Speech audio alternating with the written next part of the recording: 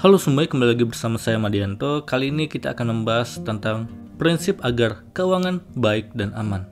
Bagi yang sudah memiliki penghasilan, baik itu dari kerja di kantor maupun dari usaha yang dijalankan, akan merasa bahwa diri kita bebas dalam menggunakan uang yang dimiliki untuk jalan-jalan, membeli barang-barang mewah atau yang diinginkan, dan lainnya. Hal ini dilakukan sebagai bentuk hadiah karena diri sudah bekerja keras. Perilaku seperti ini tidak baik untuk dilakukan, sebab hanya akan membuat keuangan menjadi lebih buruk. Apalagi kalau penghasilan yang didapatkan langsung habis begitu saja dalam beberapa hari. Bagaimana nanti untuk memenuhi kebutuhan hidup ketika sudah di tanggal tua? Maka dari itu, bagi semua orang yang sudah punya penghasilan, sangat penting untuk memiliki prinsip dalam mengelola uang dengan baik, agar kondisi keuangan tetap baik dan aman. Selain itu, kamu lebih mapan dari segi finansial dan selalu siap dengan segala kondisi dan juga masa depan.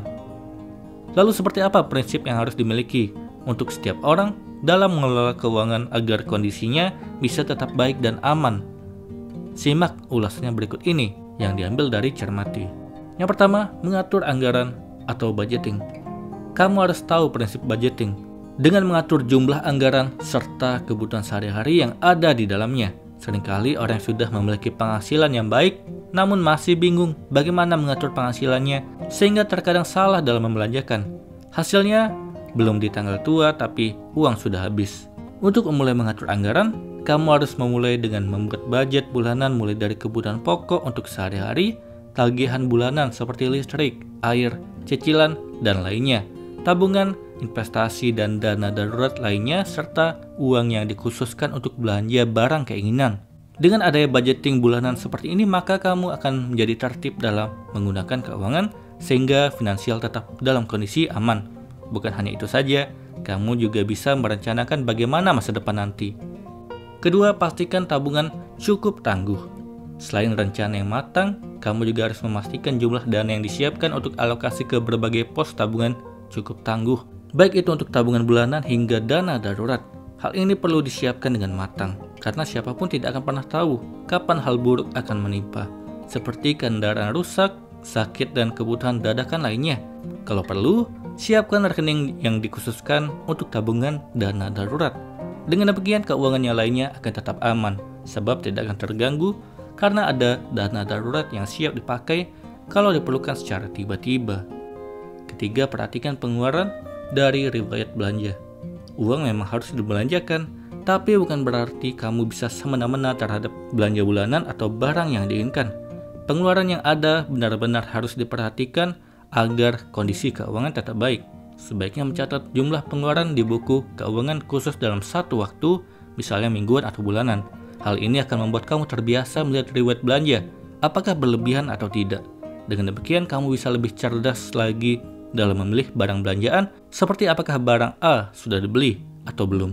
Belanja apa saja yang sekiranya berlebihan, apakah itu membebani keuangan atau tidak. Hal ini bisa terhindar dari pemborosan dalam belanja sehingga keuangan tetap terkontrol dengan baik dan aman.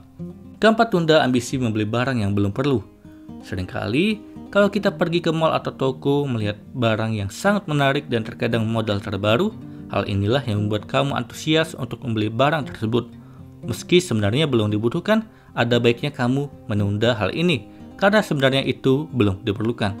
Bisa dibilang penjual memang memberi kondisi supaya pengunjung mau membeli barang mereka meski tidak ada niatan sebelumnya. Oleh karena itu, kamu harus bisa mengontrol keinginan dengan baik. Ingatlah bahwa ada kebutuhan penting lainnya yang harus dipenuhi.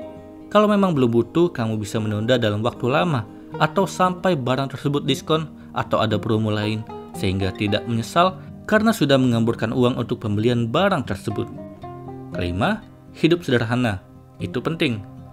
Kamu bisa menerapkan hidup sederhana dan hemat agar keuangan tetap aman dan sehat, atau menerapkan gaya hidup minimalis. Dengan merencanakan keuangan dan mengatur supaya hemat, pengeluaran bisa berkurang tanpa rasa keberatan.